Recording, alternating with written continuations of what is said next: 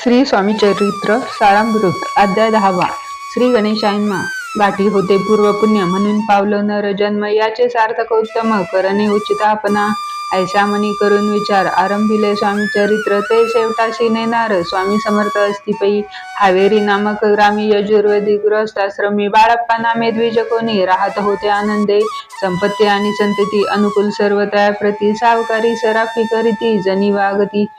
प्रतिष्ठित 30 वर्षाचे वय झाले संसारात ते उबगले सद्गुरु सेवेचे दिवस आले मती पालटली त्यांची जरी संसारी वर्तती तरी मनी नाही शांती योग्य सद्गुरु आपणा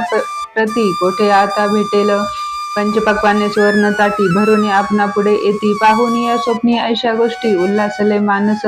तात्काळ केला निर्धार सोडावे सर्व घरदार माया पाश दृढ तर विवेक शस्त्रे तोडावा सोलापुरी काम आम्हाशी ऐसे सांगून सर्वत्रांशी निघाले सद्गुरु शोधाशी घरदार सोडिले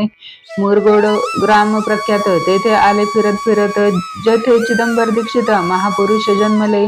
मुरगोडी मल्हार दीक्षित वेदशास्त्री पारंगत धर्मकर्मी सदारत ईश्वर भक्त तयाशी तैसाची परितया नाही संतती म्हणून या उद्विग्न चित्ती मग शिवाराधना करीती कामना चित्ती धरोनी 12 वर्ष अनुष्ठान केले शंकराचे पूजन सदाशिव प्रसन्न होऊन वर देत त्यांशी तुझी भक्ती पाहून संतुष्ट झाले माझे मन मीच तुझा पुत्र होईल भरवसा पूर्ण असावा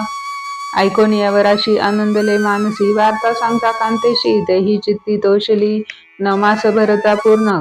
कांता प्रसवली पुत्र रत्न मल्हार दीक्षित आनंदोने संसार केले यथाविधी चिदंबर नामाभिधान ठेविले त्या लागून शुक्ल पक्षी यशस्वी समान बाळ वाढू लागले पुढे केले मौजी बंद वेदशास्त्री झाले निपुण निघंटू शिक्षा व्याकरण काव्य ग्रंथ पडविले एकदा यजमानांचे घरी व्रत होते गजगौरी चिदंबर तया अवसरी पूजे लागी आणले प्राण प्रतिष्ठा मंत्र म्हणता गजाशी प्राण येऊन तत्वता चालू लागला हे पाहता विस्मित झाले यजमान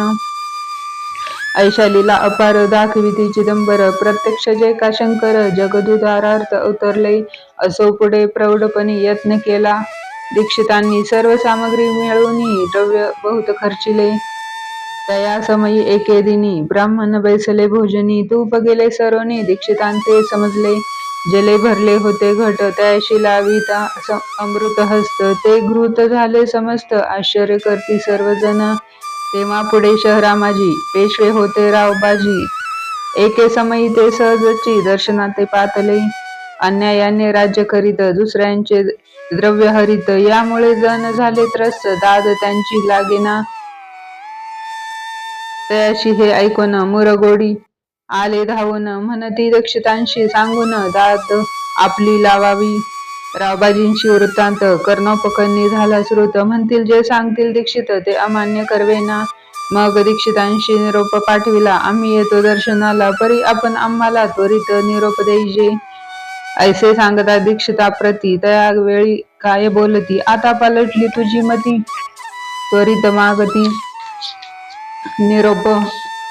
कोपला तुझवरी ईश्वर जाईल राज्य लक्ष्मी सर्व वचनी ठेवी निर्धार निरोप तुझला दिला असे सिद्ध वाक्य सत्य झाले रावबाजीचे राज्य गेले ब्रह्मावरती राहिले परतंत्र जन्मवरी एके समयी अक्कलकोटी दीक्षितांच्या निघाल्या गोष्टी तेव्हा बोलले स्वामी यती आम्ही त्या ते जाणतो यत्न समारंभाचे अवसरी आम्ही होतो त्याचे घरी तूप वाढण्याची कामगिरी आम्हाकडे ते होती महासिद्ध दीक्षित त्यांचे वर्णिले अल्पवृत्त मुरगोडी बाळप्पा येत पुण्यस्थान जानोनी तेथे ऐकला वृत्तांत अक्कलकोटी स्वामी समर्थ भक्तजन तारणार्थ यती रूपे प्रगटले